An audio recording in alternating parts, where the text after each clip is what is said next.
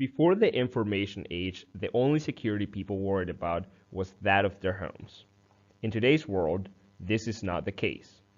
The information age is one that comes with many benefits, but at the same time, one that makes your life a little bit more complex.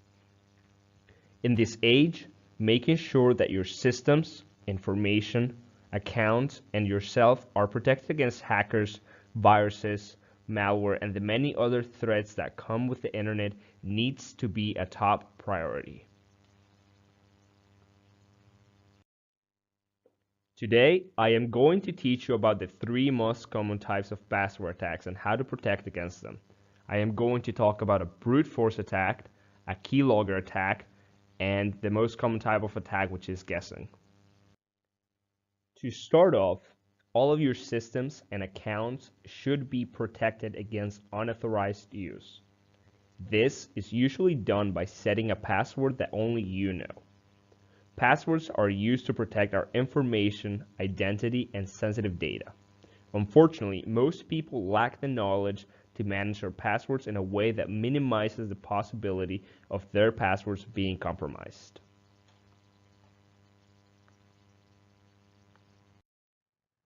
A brute force attack is an attack in which a hacker uses a computer program that tries every possible combination. To protect against a brute force attack, one should make sure to have strong passwords. The longer the password, the harder it is to crack, but you don't want to make it so long that you can't remember it. In a keylogger attack, a hacker installs a piece of software on your computer that logs every keystroke, including your authentication credentials. This type of software is called a keylogger. A keylogger is a highly customizable piece of software that tracks every single keystroke entered by the user. This is the output that a keylogger would produce. In this example, we can see messages sent, passwords entered, sites visited by the user. To protect against a keylogger attack, one should make sure that their systems are protected by having antivirus programs. Users also need to educate themselves on safe browsing habits to minimize the risk of getting malware. The most common type of attack is guessing. Do not make your passwords easy to guess by incorporating things that are specific to you. Someone could easily figure out these details through simple social engineering techniques by asking you questions that are related to you, such as your date of birth, where you were born, or your mom's middle name. Phishing is one of the most widely used attacks on internet today, and it is very popular amongst cyber criminals as it is easy to execute. Today in this tutorial, I'll be talking about phishing and spear phishing, how they are carried out, and what preventive measures an organization or individual should take in order to prevent against phishing attacks. So now, let us see what is phishing. Phishing is a form of a fraud or an attack in which the attacker tries to learn information about an individual in an unauthorized manner. In phishing attack, the attacker can steal personal information of an individual such as his login credentials, password, social security number, bank or credit card details, or any other sensitive information. The attacker might use this information to carry out an identity theft or any other malicious activity. In phishing attacks, the attacker acts as a reputable entity or person in email, phone call, or any other communication channels such as Facebook, Twitter, and LinkedIn. The user might receive an email, a phone call, or even a personal message from the attacker which has a message that appears to be sent from a known contact or organization. The message includes a link or an attachment in it. An attachment or link in the message may install malware on user's device or can direct him to a malicious website to trick him into revealing his personal or financial information. The attacker carrying out a phishing attack doesn't have any specific targets in his mind. He sends the same message to thousands of individuals and just sits behind patiently for someone to get caught in his hook. The most important thing about phishing attack is that they need human interaction. The links or the attachment in the email needs to be physically clicked and the information needs to be manually entered in order for an attack to get successful. Spear phishing is a fraud attempt mostly related to email spoofing. The attempts done for spear spoofing are not typically initiated by random hackers, but are cyber criminals that carry out this attack for financial gain, trade secrets, or for obtaining military information. Spear phishing message appears to be coming from a more trusted source, and it is very hard to detect spear phishing. So now, if we compare the messages in phishing and spear phishing, the messages in spear phishing are more realistic. For example, the attacker could act as an individual of authority from victim's company rather than acting as a bank or a credit card company, which is usually done in phishing. The attacker does a lot of homework about the victim before carrying out a spear phishing attack.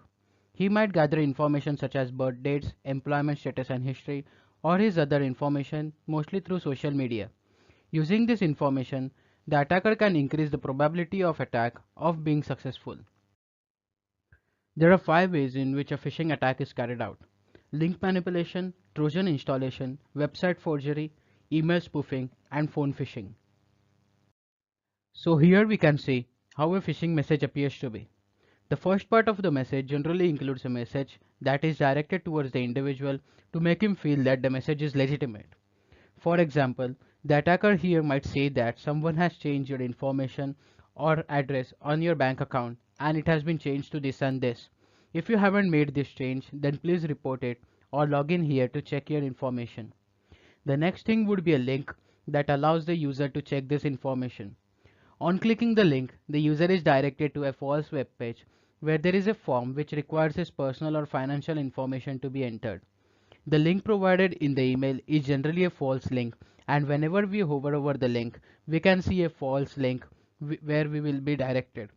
This is generally possible by making use of JavaScript.